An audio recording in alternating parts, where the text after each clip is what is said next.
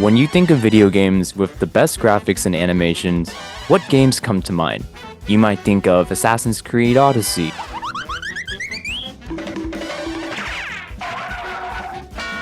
Cyberpunk, or even Red Dead Redemption 2.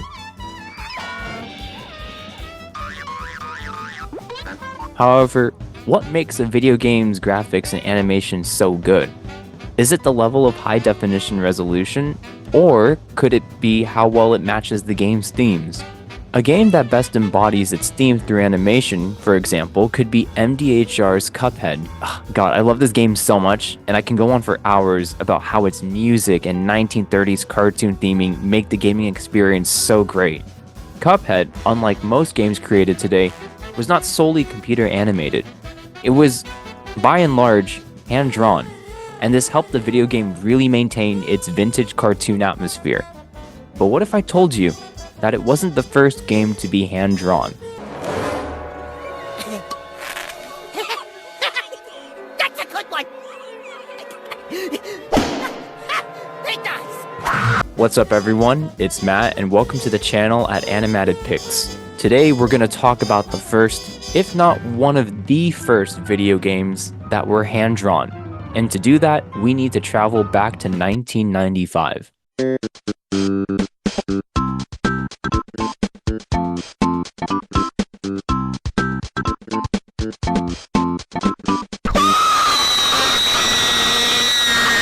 Super Mario Bros. 2 Yoshi's Island, directed by Takashi Tezuka and Toshikoko Nakago, with Shigeru Miyamoto acting as producers, was one of the earliest hand-drawn games, believe it or not. Their graphics may resemble that of a 90s video game, but when you look at other Nintendo games like, let's say for example, Donkey Kong Country, which was released in 1994, 1 year before Yoshi's Island, and you look at Yoshi's Island, you might ask, well, why did the graphics look a little different? And in order to understand why the graphics look different and the way that they did, you'll need to understand what the game is about. Basically, Kamek, also known as PlayStation buttons, and Kamek. That's who I'm about to pick. PlayStation buttons. You know he magical, you know he about to win because of that. attacks a stork delivering baby Mario and Luigi because Kamek foresaw that they would foil Bowser's plans in the future. So basically, as Yoshi, you go through these side-scrolling levels, solving puzzles, and making your way to Bowser. Oh, and also, spoiler alert warning, Yoshi defeats Bowser, saves Luigi, and the stork successfully delivers the Mario Brothers to the Mushroom Kingdom. But why does this story matter so much? How does it impact the game's animation? Well, according to Shigefumi Hino, one of the game's programmers, he liked the storybook presentation. While this wasn't the plan from the start, the idea of being visually unique was one of the team's aims. He said that at the time, there were a lot of other beautiful graphics out there, and we wanted to differentiate our title from these. To gain inspiration for how to design the game, he also watched children's TV shows. While they wanted to incorporate these hand drawings, how would they execute this? To do that, they drew their desired image, scanned it, and then on a separate computer, they replicated that drawing pixel by pixel. They continued to repeat this process, and they wanted the screen to have that effect as if you're looking at hand-drawn images. And even as you look at the gameplay,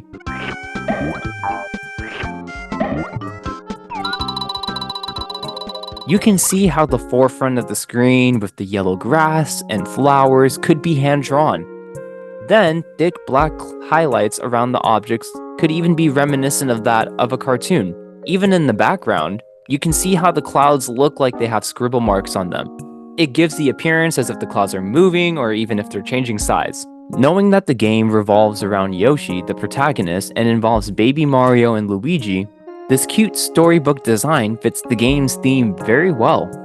Gaming animation matching the plot of the game, along with good gameplay and a buzzing soundtrack, makes gameplay even better. Now, you might be wondering, well, how come hand drawing revolutionized gaming animation?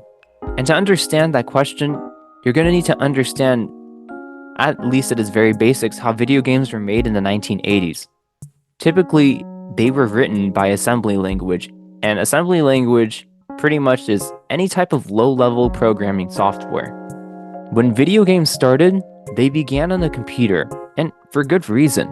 Not only does Yoshi's Island reflect an improvement on technology and gaming production, but it also showed gaming developers that you can still use computer programming while designing the game's actions, characters, and lands with a pencil and paper. In an era where so many people push for computer graphics alone to enhance gaming and animation experience, many forget about the magic of hand-drawn images.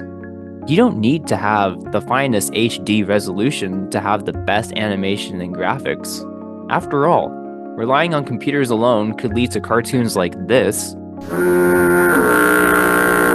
when cartoons used to look like this.